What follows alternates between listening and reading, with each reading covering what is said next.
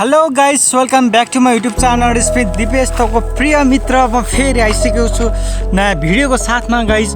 आज गाइस म तपाईँलाई चाहिँ बवाल भ्लग देखाउने छु गाइस। आजको भ्लग भनेको तपाईँको गोर्खाको यो थुम्का भन्ने गाउँको छ गाइस।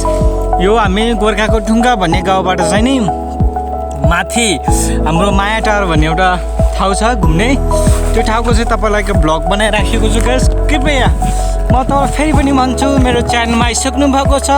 मैले नयाँ नयाँ ठाउँमा गएर नयाँ नयाँ गाउँमा गएर विभिन्न प्रकारको भ्लगहरू भिडियोहरू बनाउने गर्दछु। कृपया मेरो च्यानललाई सब्सक्राइब गरिदिनु होला, माया गरिदिनु होला है त। हेर्नुहोस् त गाइस, यहाँ गोरु पनि छ है, तल गोरु देख्नु भएको छ। त भैँसी नै पाल्दो रहेछ नि माथि, हेर्नुहोस् त त्यतै भैँसी छ तपाईँको पारिपट्टि।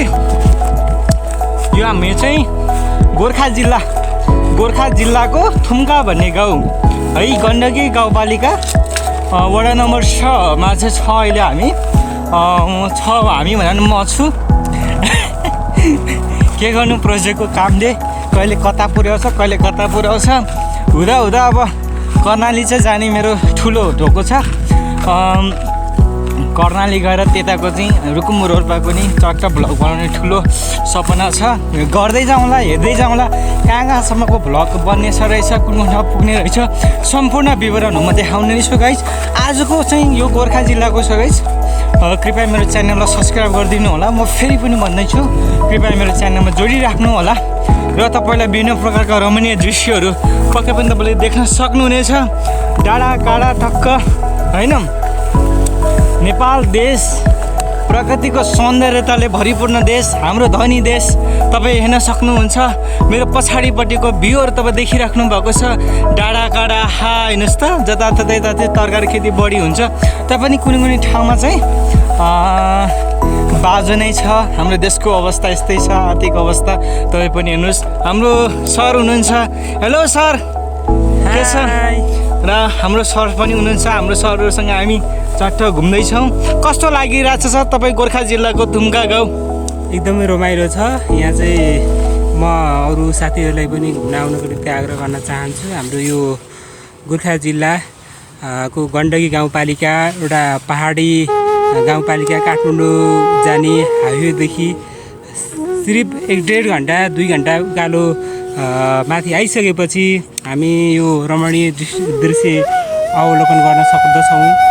यहाँ पक्कै पनि यो जिल्लामा अधिकांश चेपाङहरूको बसोबास भएको जिल्ला हो र यहाँ अहिले पनि प्राय चेपाङ समुदायहरूको नै बसोबास रहेको छ यो ठाउँमा, यो एरियामा।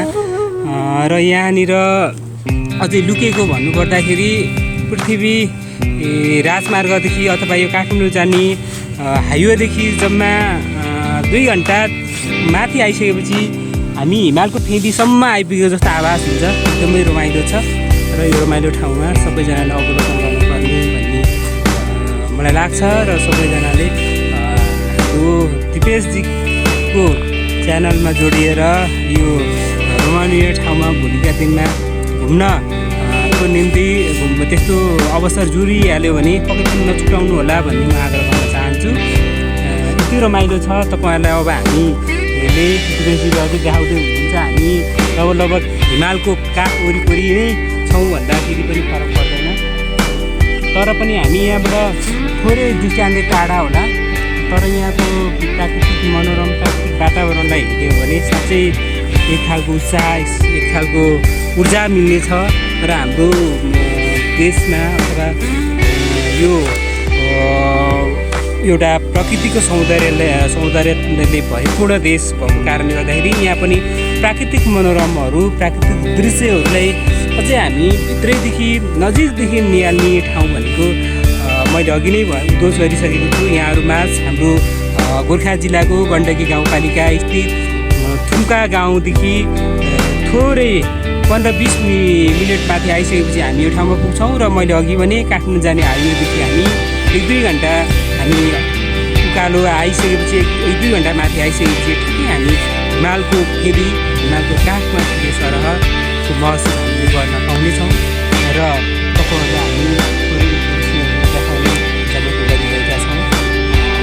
साथी विदेशले जोडिनु होला भन्न चाहन्छु है त।